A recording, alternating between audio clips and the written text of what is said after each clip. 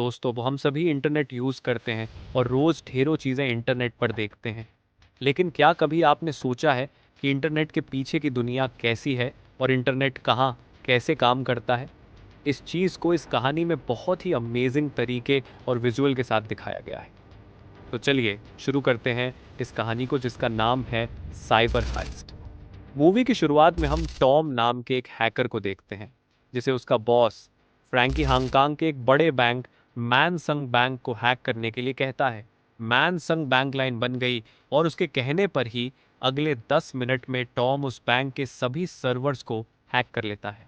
कुछ ही पलों में टॉम उस बैंक के अकाउंट से करोड़ों रुपए ने बॉस के अकाउंट में भिजवाने लगता है। दूसरी तरफ हम साइबर सिक्योरिटी कंपनी स्काई 3 को देखते हैं जहां सभी एम्प्लॉयज अपने कंप्यूटर पर लगकर किसी साइबर अटैक को रोकने की कोशिश कर रहे होते हैं। और आपको पता है ये साइबर अटैक किसने करवाया? टॉम ने। लेकिन टॉम ने अटैक तो बैंक के सर्वर पर किया था, तो इन साइबर सिक्योरिटी कंपनी वालों को टेंशन क्यों हो रही है? इसका रीजन ये है कि फ्रैंकी, जिसने टॉम को यह सब कुछ करने को कहा था, वही इस साइबर सिक्योरिटी कंपनी में सीनियर भी है और वही इस बैंक के सर्वर पर अटैक करवा रहा है। हालांकि टॉम इस कंपनी में काम नहीं करता। अब चीजों को हाथ से निकलता देख उस कंपनी का एक एम्प्लॉय जैसन केविन को कॉल करता है जो इस कंपनी का दूसरा एम्प्लॉय है। उसी दौरान इनकी बातों से पता चलता है कि केविन की एक बेटी है, वो भी, और हाल ही में उसका हार्ट सर्जरी हुआ है जिस वजह से केविन काम से दूर था। इस वक्त वह अपनी बेटी के स्कूल में एडमिशन करवा रहा है क्योंकि बीमारी के चलते वो पिछले 3 साल से स्कूल नहीं गई थी। लेकिन जैसे ही केविन को कंपनी से कॉल आता है वह बिना देरी किए अगले ही पल वहां पहुंच जाता है। केविन वहां देखता है कि सभी मिलकर उस साइबर अटैक को रोकने की कोशिश कर रहे हैं, लेकिन कोई कुछ नहीं कर पा रहा था क्योंकि हैकर ने सर्वर को पूरी तरह अपने कंट्रोल में कर लिया था। केविन को समझ में आ जाता है कि अगर वह भी कुछ ऐसा करेगा तो भी वह हैकर को रोक नहीं पाएगा। इसीलिए केविन अपना नया बनाया हुआ फायरवॉल फायरवॉल एक्स जल्दी से सिस्टम में लॉन्च कर देता है और इसके कुछ देर बाद ही हैकर की वजह से जो इलीगल ट्रांजैक्शन हो रहे थे वो सब रुक जाते हैं। फिर सभी केविन से बहुत खुश होते हैं कि उसने वो काम करके दिखा दिया जो कोई नहीं कर पा रहा था, लेकिन एक आदमी को छोड़कर, जो कि फ्रैंकी ही है। फ्रैंकी, जो कि केविन का सीनियर है और जिसने यह अटैक प्लान किया था, केविन पर गुस्सा नहीं दिखा सकता। इसलिए वह केविन को चिढ़ाने के लिए एक नया बहाना लेकर आता है कि तुमने बिना पूछे अपना बनाया हुआ फायरवॉल क्यों इंस्टॉल किया? अगर इससे हमारी कंपनी पर कुछ हो जाता तो? और दोस्तों, ऐसी कई सारी बातें वो केविन पर चिल्लाता भी है। लेकिन आखिरकार केविन ने तो अटैक को रोका था, इसलिए जल्द ही उसे शांत भी होना पड़ता है। फिर हमें पता चलता है कि जब तक केविन ने अटैक को रोका तब तक बैंक से अच्छे खासे पैसे चले गए थे। अब जितने फ्रैंकी को चाहिए थे उससे ज़्यादा पैसे आ गए थे और बैंक की ट्रांजैक्शन हिस्ट्री भी डिलीट कर दी गई थी, जिससे पता ही नहीं चलता कि हैकर ने बैंक से पैसे कहाँ भेजे हैं। लेकिन अब जितने चाहिए थे उससे ज़्यादा पैसे आने के बाद भी फ्रैंकी गुस्सा क्यों था? इसका जवाब हमें अगले सीन में मिलता है, जहां पता चलता है कि फ्रैंकी अकेला इस अटैक में शामिल नहीं था। यहां तक कि कंपनी का मैनेजर चैन भी इसमें शामिल था। चैन तो फ्रैंकी को अपने केबिन में बुलाकर पूछता है, जब तुम्हें बताया गया था कि बैंक से कितने पैसे निकालने हैं, तो तुमने $500 मिलियन ज्यादा क्यों निकाले? फ्रैंकी जवाब देता है, क्योंकि मुझे भी पैसों की जरूरत है, इसलिए मैंने खुद के लिए थोड़े ज्यादा पैसे निकाल लिए। और दोस्तों, बहुत ही रूडली तरीके से फ्रैंकी ये बात कहकर चला जाता है, जिससे हम चैन के चेहरे पर गुस्सा साफ साफ देख सकते हैं। अब आगे हम पंग नाम के एक बड़े मणि माफिया को देखते हैं और तब हमें पता चलता है कि असल में पंग ही है जो फ्रैंकी और चैन से ये काम करवा रहा था, यानी कि इनका बॉस पंग है। तभी चैन से पूछता है, इस बार प्लान के हिसाब से ज्यादा पैसे क्यों लूटे गए? इस पर चैन ठीक से जवाब नहीं दे रहा होता और इसी बात पर गौर करते ही पंग वहां चैन के भाई भाई को लेकर आ जाता है। पंग अपने आदमी को उसकी जान लेने के लिए कह देता है। तभी चैन कांपते हुए पंग को बताता है कि फ्रैंकी ने प्लान को बदला था और उसने अपने लालच के चलते ज्यादा पैसे लूट लिए। दोस्तों, ये सुनते ही पंग का गुस्सा 7वें आसमान पर पहुंच जाता है। अब जो सीन आप देखने वाले हैं उससे आपको अंदाजा हो जाएगा कि यह पंग कितना खतरनाक आदमी है। पंग तभी चैन से कहता है, तुम इसी वक्त फ्रैंकी और उसके पूरे परिवार को डिनर पर इनवाइट करो, जैसा कि चैन करता भी है। और फिर अगले ही पल फ्रैंकी अपनी फैमिली के साथ चैन के घर जा रहा होता है और पंग अपने हैकर्स के जरिए फ्रैंकी की कार को कंट्रोल करवाता है। कार के गेट्स लॉक कर दिए जाते हैं और उसकी स्पीड को एक 150 किलोमीटर प्रति घंटा पर रोक दिया जाता है, जिससे फ्रैंकी उसे कंट्रोल नहीं कर पाता। इसी के चलते फ्रैंकी और उसकी फैमिली का एक्सीडेंट हो जाता है, जिसमें उसी वक्त उसके बच्चों की भी मौत हो जाती है। हालांकि दोस्तों, इसमें फ्रैंकी और उसकी वाइफ बच जाते हैं, लेकिन पंग का गुस्सा अभी भी शांत नहीं हुआ था। पंग अपने हैकर्स के जरिए कार को ब्लास्ट करवा देता है और तब आखिरकार फ्रैंकी और उसकी वाइफ की मौत हो जाती है। अब अगले पल पंग के लोग फ्रैंकी की फैमिली की जलते हुए वीडियो बनाते हैं और वही वीडियो फिर पंग के पास आ जाती है, जिसे वह चैन को दिखाता है। इस तरह मैंने बस 10 मिनट में ही फ्रैंकी के पूरे परिवार को खत्म कर दिया। दोस्तों, चैन की हालत बहुत खराब हो जाती है। उसे डर लगता है कि उसने बहुत ही गलत आदमी के साथ काम करने का फैसला किया। खैर, अब फ्रैंकी तो नहीं रहा तो उसकी पोस्ट चैन केविन को दे देता है, जिसके साथ उसे एक घर भी गिफ्ट करता है। फिर हम केविन को ऑफिस में काम करता हुआ देखते हैं, जहां वह जैसन को बता रहा होता है कि उसकी बेटी का स्कूल में एडमिशन नहीं हो रहा। स्कूल वाले उसे एडमिशन नहीं दे रहे और इसका कारण एक टीचर है जो एडमिशन एक्सेप्ट करने के बदले $5 मिलियन मांग रही है, और इतने पैसे तो केविन के पास नहीं है। तभी हम देखते हैं कि केविन इसी से निराश होकर स्कूल के सर्वर को हैक करके अपनी बेटी के एडमिशन को एक्सेप्ट करवाने की कोशिश करता है, जो कि उसके लिए कोई बड़ी बात नहीं थी, पर यह गलत रास्ता भी होता है, तो वह बीच में ही रोक देता है। कुछ दिनों बाद केविन के बैंक अकाउंट में कई रैंडम अकाउंट से ढेर सारे पैसे आ जाते हैं और उसकी बेटी का भी एडमिशन हो जाता है, जिसके लिए किसी अनजान आदमी ने केविन की तरफ से डोनेशन की फीस भर दी थी और टीचर को भी उसका।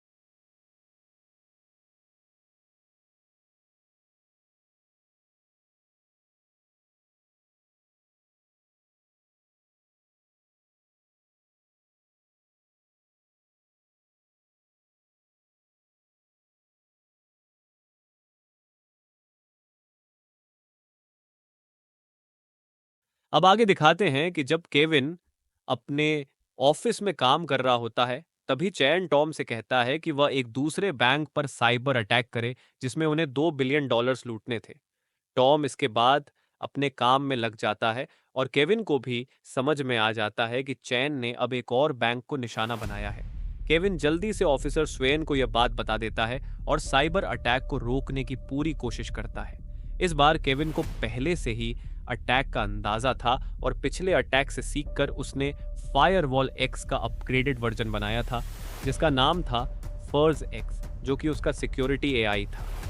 दोस्तों, इसकी मदद से केविन इस अटैक को काफी हद तक रोक लेता है और साथ ही जहां से ट्रांजैक्शन हो रहा था और जहां जाना था उसकी सारी जानकारी उसे मिल जाती है। यानी कि अब उसके पास चैन के खिलाफ एक सॉलिड प्रूफ होता है।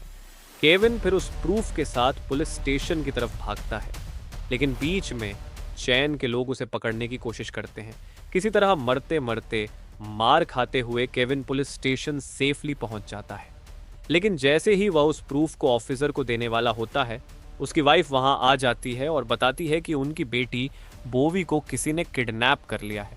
साथ ही उसे मैसेज मिला होता है कि तुम्हारे पति के पास जो प्रूफ है उसे हमें दे दो और तुम्हारी बेटी को बचा लो। अब न चाहते हुए भी केविन को प्रूफ ऑफिसर को न देकर वापस ऑफिस में जाकर चैन को देना पड़ता है। उसे फिर से सिस्टम रिस्टोर करने के लिए कहता है ताकि उसका इलीगल ट्रांजैक्शन वापस शुरू हो सके जो बंद हो गया था। केविन को फिर उसकी यह बात माननी पड़ती है और वह अपने ही सिस्टम को तोड़ने में लग जाता है। इस दौरान वह बड़ी चालाकी से अपनी बेटी की लोकेशन का पता भी लगा लेता है, क्योंकि बोवी के हाथों पर एक ट्रैकिंग वॉच होती है। फिर केविन यह लोकेशन अपनी वाइफ स्टेसी को भेजता है और स्टेसी बोवी तक पहुंचकर उसे बचा लेती है। लेकिन तभी वहां ऑफिसर्स आ जाते हैं जो बोवी को हॉस्पिटल लेकर जाते हैं, क्योंकि उसकी हेल्थ कंडीशन किडनैपिंग के बाद खराब हो गई थी। हालांकि ऑफिसर्स स्टेसी को भी अरेस्ट कर लेते हैं, क्योंकि उन्हें पता चल जाता है कि केविन के पास साइबर अटैक के प्रूफ थे, लेकिन उसने वो ऑफिसर्स को नहीं दिए। इस वजह से केविन को फरार घोषित कर दिया जाता है और स्टेसी को भी गिरफ्तार कर लिया जाता है। जब केविन को यह बात पता चलती है तो वह स्टेसी को बचाने के लिए पुलिस के पास आ जाता है।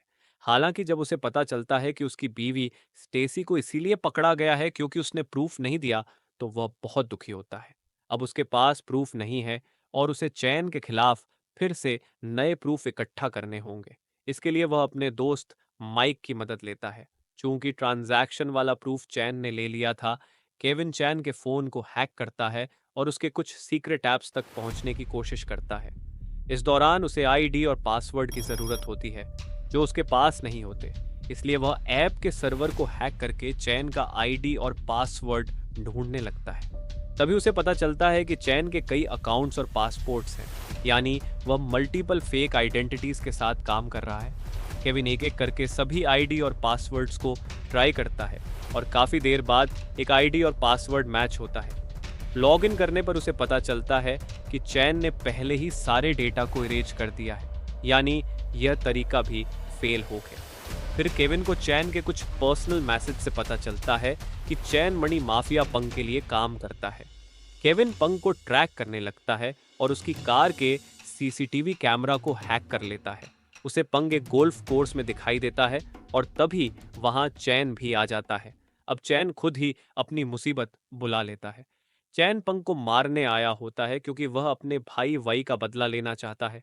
गुस्से में आकर चैन पंग और उसके बॉडीगार्ड को शूट करके मार देता है। ये सब केविन की रिकॉर्डिंग में कैद हो जाता है, क्योंकि चैन ने पंग की कार के सामने ही सब कुछ किया था। अब केविन के पास चैन के खिलाफ पुख्ता सबूत होते हैं और वह चैन की लोकेशन और वीडियो पुलिस को भेज देता है। फाइनली पुलिस चैन को पकड़ने निकल पड़ती है। हालांकि चैन बहुत चालाक होता है और उसे पता चल जाता है कि उसका फोन ट्रैक किया जा रहा है, इसलिए वह बीच रास्ते में ही फोन फेंक देता है। इससे केविन फिर से डेड एंड पर आ जाता है। तभी उसे याद आता है कि उसने चैन के केबिन में एक मेडिसिन का बॉक्स देखा था, जो वही मेडिसिन थी जो वह अपनी बेटी बोवी के लिए लाता है। यानी कि चैन भी उसी कंपनी से मेडिसिन लेता है। केविन उस कंपनी के सर्वर को हैक करता है और चैन की मेडिसिन डिलीवरी का एड्रेस चेक करता है। उसे एक पुरानी बिल्डिंग का एड्रेस मिलता है जहां चैन ने अपने भाई वाई को रखा हुआ है। असल में वाई मरा नहीं था, लेकिन उसकी हालत बहुत खराब हो चुकी थी। केविन ये एड्रेस ऑफिसर्स को दे देता है और खुद भी वहां पहुंच जाता है। वहां उसे चैन और उसका भाई वाई दिखते हैं। दोनों के बीच झगड़ा होता है और गलती से वाई को गोली लग जाती है, जिससे उसकी मौत हो जाती है। अब चैन का गुस्सा 7वें आसमान पर पहुंच जाता है और वह केविन को मारने की कोशिश करता है, लेकिन सही समय पर पुलिस आ जाती है और चैन को पकड़ लेती है। इसके साथ ही चैन का चैप्टर खत्म हो जाता है। कहानी के अंत में हम केविन को बोवी को कोडिंग सिखाते हुए देखते हैं, जिससे पता चलता है कि बोवी भी अब केविन की तरह इंटरनेट की दुनिया में जा रही है। और इसी के साथ फिल्म खत्म हो जाती है। अगर आपको वीडियो या कहानी पसंद आई हो तो लाइक करें और चैनल को सब्सक्राइब करें। मिलते हैं अगली वीडियो में। अपना ध्यान रखें और फाइनली थैंक्स फॉर वॉचिंग।